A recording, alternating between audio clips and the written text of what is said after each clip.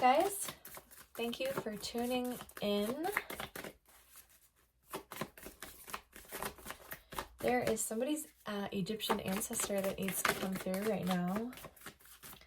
I was halfway through another read, and one of the cards on this deck actually kind of moved. Like, there's no wind in here, there's nothing, so there's, oh, okay.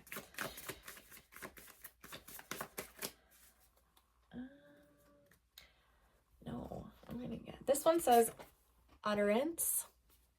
Number 7 could be important for somebody. I'm just gonna get a little bit more details on this one.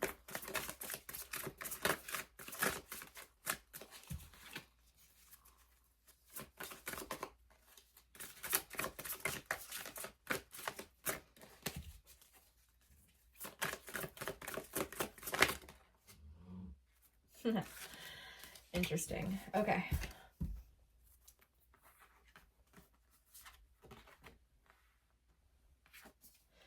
So, the utterance, or there was actually like a book made for the utterances back in the Egyptian times, was, picture them almost as like commandments, but they were specific phrases, specific sayings that were said during the trials of their death.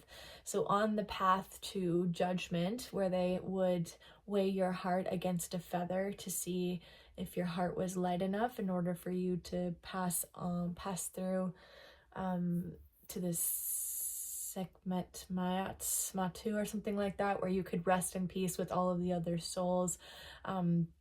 There are specific things that must be said in order for you to pass through the gates to get to the next gate, in order to face your final judgment. So that's what an utterance is. We're seeing all of these kind of signs that are being repeated on this tablet, which is their way of communication. So there's something about your Egyptian ancestor that's trying to bring through something specific to your line within your family, about necessary knowledge that needs to get passed through. This isn't necessarily in the process of death. I'm not reading this right now as like this is something your soul needs to know before you die. This is some kind of a code that has been passed along in order to unlock something within your mind space or your soul space, maybe even your aura energy space, but there's a very specific code that your Egyptian ancestors, as they've made their way down the line, have been able to pass along to their family members. So I'm seeing someone's guide. There's like an Egyptian ancestor guide that helps direct you on your path and make certain choices so that you can unlock these specific experiences and gain some type of, I'm seeing it like as like a little light force, a little white ball, a little light force wherever you go through a situation or a new place that your soul has been collecting and bringing back within, and it's now stored in your coded DNA as like part of the lesson that needs to get descended to you. So there's some type of Egyptian kind of ancestor that's helping you along the way. And you already know this because you're the high priestess. Of course you are. You already know this. You have such a good tune on, and look, she's even holding a book. I know in the regular tarot, Rider-Waite-Smith tarot, it's the Torah, it's a scroll, but here it's pictured as a book.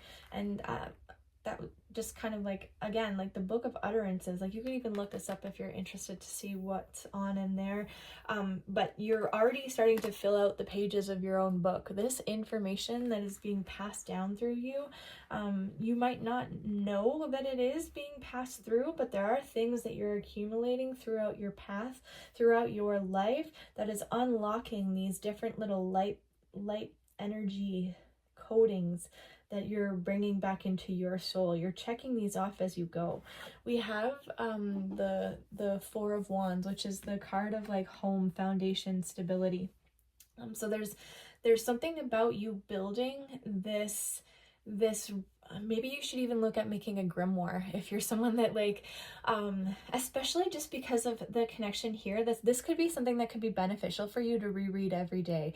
If you write down like all of the lines that you have saved, screenshotted on your phone, because I'm talking to someone who is like a glass half full, it is what it is, can't be what it's not, que sera kind of energy that you have, and you write down all of these little sayings that become a part of how you see life and how you live. So there's something here about writing down these glimpses of information, like happiness is a choice at the top. It's not that deep. It's we're just living on a rock. Like little things that bring you back to earth and keep you out of like being stuck in this like 3D freaking torture, this like everyday prison life that we live in. There's something about writing this down that's going to bring you a ton of stability, about recognizing that you are the high priestess. You are, hi Bear. Bear agrees with us. You are the high priestess. You are attuned. You are connected. But by writing these down and remembering who you are and where you've been, not only in an ancestor's way, but as the life lessons that this ancestor has guided you to unlock these situations, there's something about living in this energy and holding on to these positive outlooks, these positive things that allow you to show up for other people as well. So not only, hi Bear, come here, bud. Come here, handsome.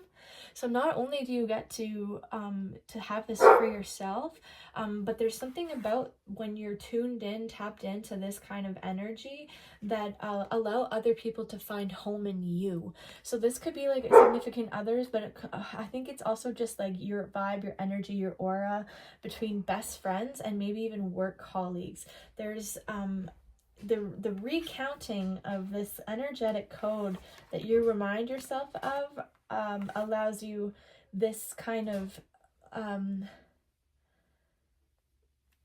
what's the word I'm looking for?